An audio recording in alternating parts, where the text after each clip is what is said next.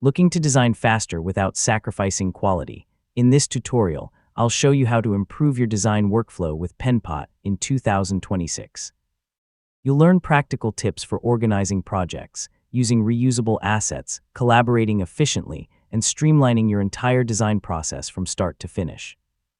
Begin by creating a clear project structure. Give your project, pages, and design files meaningful names, and group related work together.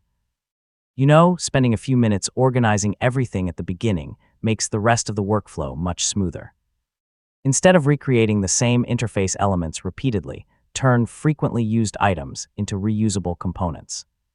Buttons, navigation bars, cards, and icons can all be reused throughout your project, helping you maintain consistency while saving plenty of time. Use shared colors, typography, spacing, and reusable styles across every screen. So a simple design system makes updates easier and ensures your interface maintains a consistent look and feel from beginning to end. Invite teammates to review your designs and provide feedback throughout the project.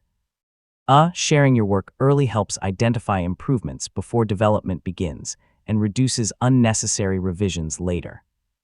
Regularly preview your designs to make sure layouts, spacing, typography, and navigation all work as expected. Fix small issues as you go instead of waiting until the end of the project. Finally, remove outdated drafts, archive completed projects, and organize your assets regularly. A clean workspace helps you stay focused and makes it much easier to find what you need during future projects. And that's it. You've successfully learned how to improve your design workflow with Penpot in 2026. By organizing your projects, reusing components, collaborating effectively, and maintaining a clean workspace, you'll create better designs faster and with much less effort. If this guide helped you, don't forget to like the video, subscribe for more Penpot tutorials, and thanks so much for watching.